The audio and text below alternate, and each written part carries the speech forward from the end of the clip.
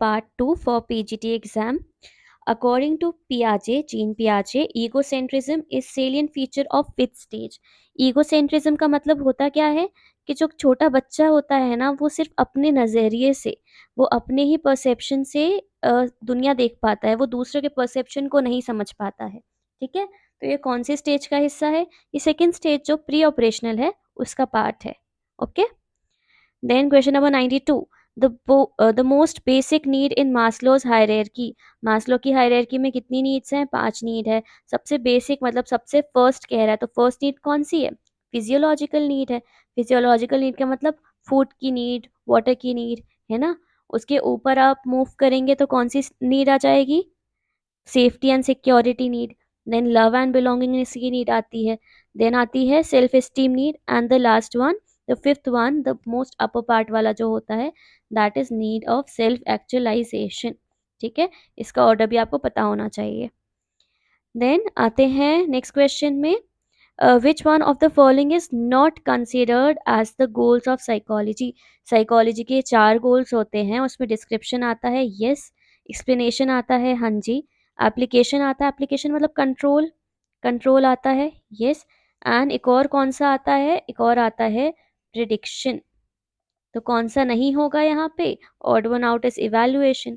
तो इवैल्यूएशन जो है, it is not one of the goals of psychology, जो मेजर गोल्स है उसमें नहीं है। इवैल्यूएशन एक्चुअली इनमें से सबके ही अंदर आ जाता है। ठीक है, कुछ अलग से नहीं है इसमें। Then next question, which of the following is not a monocular cue for depth perception. Depth perception जो होता है, जो 3D परसेप्शन होता है, उसमें 2 क्यूज होते हैं, एक होता है मोनोक्यूलर क्यू, एक होता है बाइनोक्यूलर क्यू। ठीक है, बाइनोक्यूलर क्यू वो होता है जो आप दोनों आई से देख पाते हो, मोनोक्यूलर क्यू जो है वो एक आई से भी विजिबल होता है। कन्वर्जेंस जो है वो क्या है?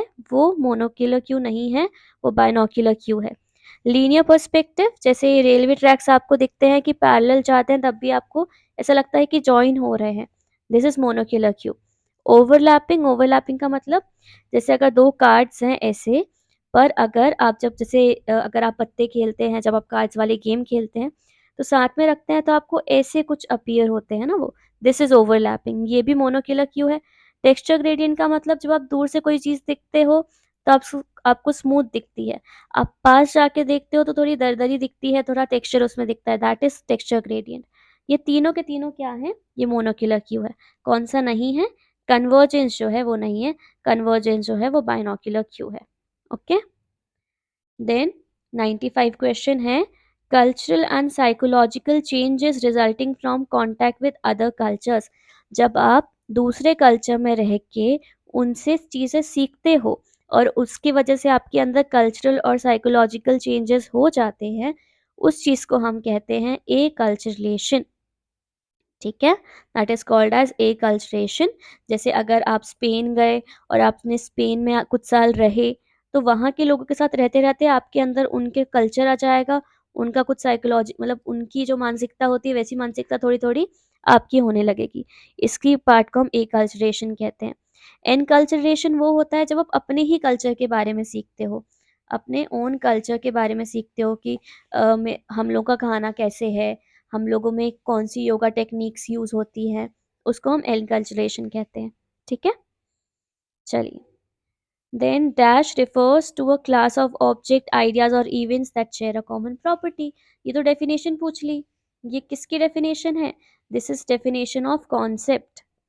कॉन्सेप्ट क्या होते हैं? Concept refer to the class of objects ideas और इवेंट्स जिनकी कुछ कॉमन प्रॉपर्टी होती है।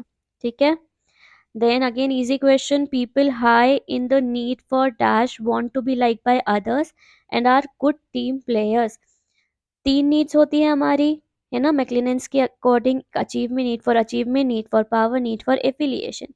यहाँ पे क्या कह रहे हैं? Need to be liked by others, चाह रहे हैं कि दूसरे मुझे पसंद करे, तो ये कौन सी नीड हो गई? ये नीड फॉर एफिलिएशन हो गया। ऑप्शन 2 हमारा सही आंसर हो जाएगा। Which psychologist gave the concept of identity confusion? Again, easy question. Identity confusion. Identity versus role confusion की बात किसने करी है? Do let me know. इसका answer you only tell me. Okay? बहुत easy है। चलिए next question, the part of neuron neuron होता है ना, ऐसा कुछ होता है, दिस इज न्यूरॉन, राइट। तो यहाँ पे क्या कह रहे हैं, the part of neuron that receives the incoming neural impulses from adjacent neurons और डायरेक्टली फ्रॉम सेंस ऑर्गन्स, क्या कहते हैं, तो यहाँ से रिसीव होती है ना, दिस पार्ट रिसीव्स, ये न्यूरॉन का ये पार्ट जो होता है, ये सेंसेस सेंसरी जो भी इनपुट होता है वो रिसीव करता है, या जो भी न्यूरल इम्पल्सेस होती है वो रिसीव करता है, इसको क्या बोलेंगे, this is called as dendrite, this is axon, ठीक है। चलिए, now arrange the following in a chronological order, सबसे पहले कौन सा स्कूल आया, सबसे पहले स्ट्रक्चरलिज्म आया, कौन थे मेन प्रोमिनेंट फिगर इसमें, विलियम वुंड थे, है ना। इसके बाद कौन सा आया, फंक्शनलिज्म आया, इसके कौन थे प्रोमिनेंट फिगर, विलियम जेम्स थे। इसके बाद कौन सा आया, थर्ड, थर्ड है जेस्टाल्ट, जेस्टाल्ट में बर्थिमियर, कोफका, ये सारे आ गए, राइट। देन फिर आया बिहेवियरिज्म, तो सीरीज कैसे हो जाएगी हमारा, सबसे पहले ऑप्शन ए हो जाएगा, फिर डी हो जाएगा, ए डी इधर है, ए डी इधर है, then C and then B, C and B, तो ऑप्शन 2 हमारा करेक्ट आंसर हो जाएगा। 101 क्वेश्चन है, mnemonic devices are technique for, mnemonic devices क्या होते हैं, इजी, कुछ भी चीज़ को हम इजीली याद कर पाएँ इसलिए होते हैं ना, तो हमारी मेमोरी को इम्प्रूव करने के लिए यूज़ होते हैं कुछ में निमोनिक डिवाइस कौन से होते हैं, जैसे हम विबग्योर करके कलर्स के नाम याद करके रखते हैं, या जैसे जीन पियाजे की स्टेजेस कैसे याद करके रखी है, सम पीपल कांट फोकस, ऐसे इस सीरीज में होती है, these all are mnemonic devices जो कि हमारी मेमोरी को इम्प्रूव करने में हेल्पफुल होते हैं। Who wrote the book science and human behaviour, ऐसे क्वेश्चंस हमेशा आपसे नहीं बनेंगे, तो कुछ क्वेश्चंस होते हैं ना जिनको आप जितना भी कोशिश कर लें हो सकता है कि नहीं करेक्ट हो, this is one of that question, क्योंकि किसी भी ऑथर की कोई भी बुक दे सकते हैं ना, किसी भी साइकोलॉजिस्ट की बुक दे सकते हैं, आपको सारे नाम तो याद नहीं रह सकते, जैसे अगर पूछ लिया इंटरप्रिटेशन ऑफ ड्रीम्स किसने दी है, तब हमको पता होगा किसने दी है, फ्रॉइड ने दी है, क्योंकि काफ़ी फेमस थी, ऐसे ये बुक भी फेमस है, पर ज़रूरी नहीं है हमेशा फेमस बुक के ही नाम पूछे जाएं। तो आते हैं क्वेश्चन पे वापस, who wrote the book science and human behavior strengthening behavior as a major approach to psychology, ये किसने दी है, ये स्किनर की बुक है, science and human behavior is the book written by Skinner, okay. Then when a problem is seen as having one answer with all the lines of thinking leading to that answer, एक problem है जिसका एक answer है, ठीक है, बहुत अलग अलग जगह से सोच रहे हैं हम, या using all the thinking process, but ultimately कितने आंसर मिलने हैं हमको, एक, इसको हम क्या कहते हैं, इसको हम कहते हैं convergent thinking, this is convergent thinking. इसका ही ऑपोजिट क्या हो जाता है, डाइवर्जेंट थिंकिंग, जब एक क्वेश्चन है उसके बहुत सारे आंसर्स हैं, okay, that is divergent thinking. Then next question, which one method of verbal learning is similar to S S conditioning and S R learning, कौन सी ऐसी मेथड है वर्बल लर्निंग की जो इससे रिलेटेड है, एस एस से और एस आर से, तो यहाँ पे क्या हुआ है, यहाँ पे एसोसिएशन हुआ है ना, दो अलग अलग स्टिमुलस का एसोसिएशन हुआ है, यहाँ पे एक स्टिमुलस और एक रिस्पॉन्स का एसोसिएशन हुआ है, तो कौन सी मेथड होगी, paired association learning, paired associate learning, ठीक है। Then the ability to monitor one's own and others emotions, अपने खुद के और दूसरों के इमोशंस को समझना, मॉनिटर करना, उनके बीच में अंतर समझ पाना, to discriminate among them and to use information to guide one thinking and action, this definition of emotional intelligence is given by, किसने दी है ये, मेयर एंड सैलोवी की है, ठीक है, मेयर एंड सैलोवी की, इन्होंने इमोशनल इंटेलिजेंस की 4 स्टेजेस बताई हैं, गोलमैन ने 5 स्टेजेस बताई हैं, ये भी पता होना चाहिए क्योंकि पूछ लेता है क्वेश्चन में बहुत बार, ठीक है, सीक्वेंस पूछ लेते हैं स्टेज का, मतलब सीरीज का। चलिए, व्हेन पास्ट लर्निंग बोल रहे हैं, when past learning interface with the recall of later learning, उसको हम क्या कहते हैं, उसको या तो फिर प्रोएक्टिव होगा या रेट्रोएक्टिव होगा, यहाँ पे क्या हो रहा है, पुराना हमको याद है और न्यू जो है उसको याद करने में मुश्किल आ रही है, ठीक है, जैसे आपका जो घर का एड्रेस है, आपने घर शिफ्ट किया, तो पुराना वाला जो एड्रेस है ना वो आप बहुत जगह लिख दे रहे हो इंस्टेड ऑफ न्यू, तो ये क्यों हो रहा है, इसको हम कहते हैं प्रोएक्टिव इंटरफेरेंस, कि आपकी जो पुरानी मेमोरी है, पास्ट लर्निंग है, वो इंटरफेयर करती है किसके साथ, जो बाद में आपने याद करी है उसके साथ, this is called as proactive interference. Question 107 है, visual and auditory sensation are controlled by areas of which lobe. अब हमें पता है विजुअल जो सेंसेशन होता है वो कौन कंट्रोल करता है, ऑसिपिटल लोब। एंड ऑडिटरी कौन करता है, टेम्पोरल लोब, राइट। अब यहाँ पे हमको एक ही ऑप्शन सेलेक्ट करना है, तो आप कौन सा ऑप्शन सेलेक्ट करेंगे। तो ये जो क्वेश्चन है ये काफ़ी कंफ्यूजन क्रिएट करने वाला है।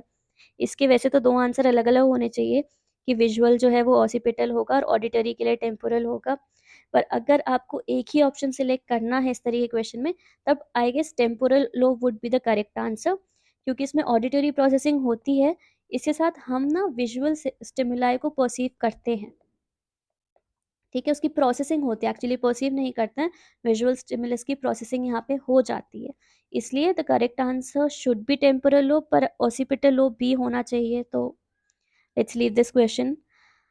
फिर नेक्स्ट में आते हैं, which one is the correct order of process of creative thinking. Creative thinking की 4 स्टेजेस होती है, हमको पता है। सबसे पहले होती है प्रिपरेशन, देन होती है इंक्यूबेशन, थोड़ी देर शांत बैठ जाते हैं, फिर अचानक से आइडिया आता है, दैट इज इल्यूमिनेशन, फिर हम उसको टेस्ट करते हैं, दैट इज वेरिफिकेशन। यही इसका सही सीक्वेंस हो गया। ऑप्शन 2 हमारा सही आंसर है। When a conditioned response, जब भी conditioned response briefly reappears after it has been extinguished। Example जैसे डॉग्स जो थे उनका सलाइवेशन जो था वो बंद हो गया था, पर वापस से जब उनको खाना दिखाया तो वो स्टार्ट हो गया। This process is called as spontaneous recovery. जो बंद हो गया तो क्या बोलेंगे, एक्सटिंक्शन, ठीक है। यहाँ पे क्या हो रहा है, spontaneous recovery. Counter balancing technique is in an experiment are use to minimise.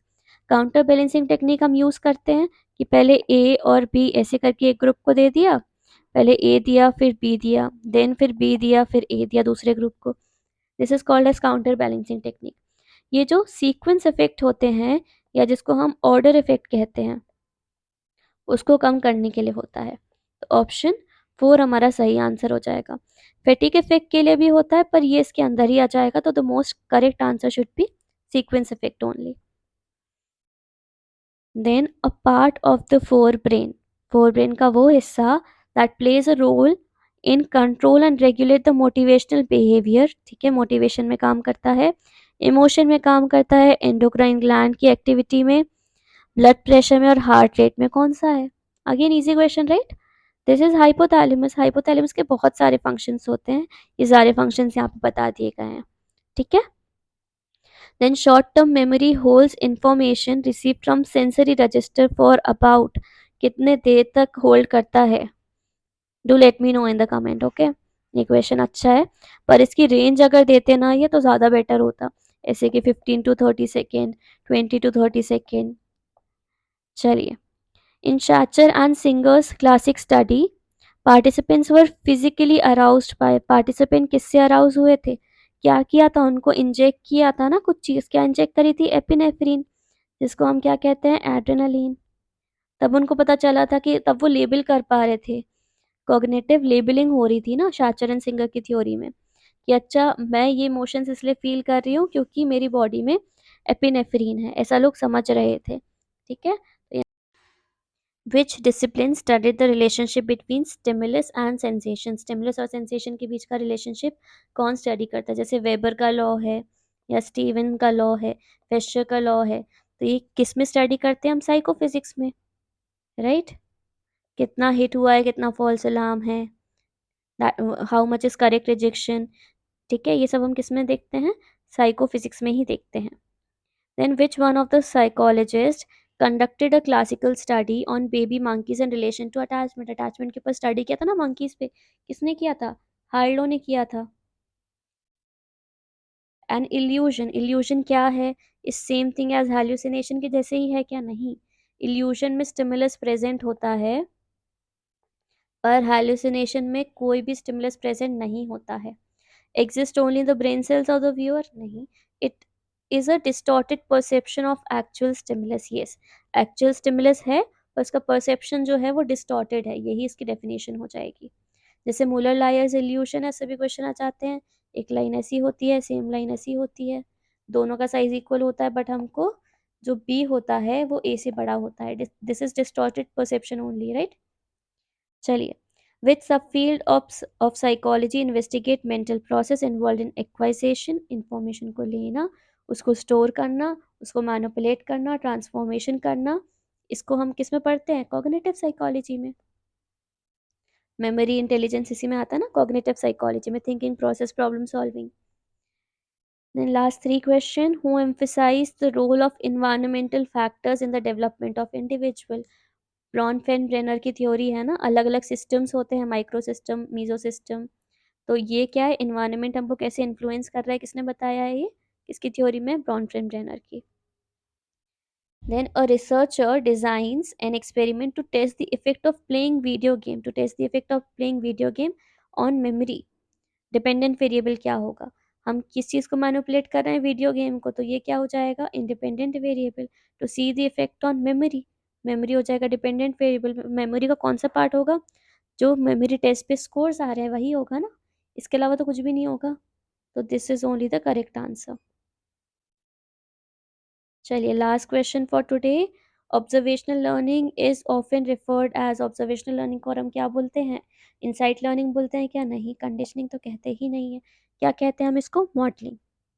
Observational learning को हम मॉडलिंग भी कहते हैं। ओके, यहाँ पे हमारे 120 90 to 120 क्वेश्चन हो गए। बाकी के जो 30 क्वेश्चन और हैं, विल कवर दैट इन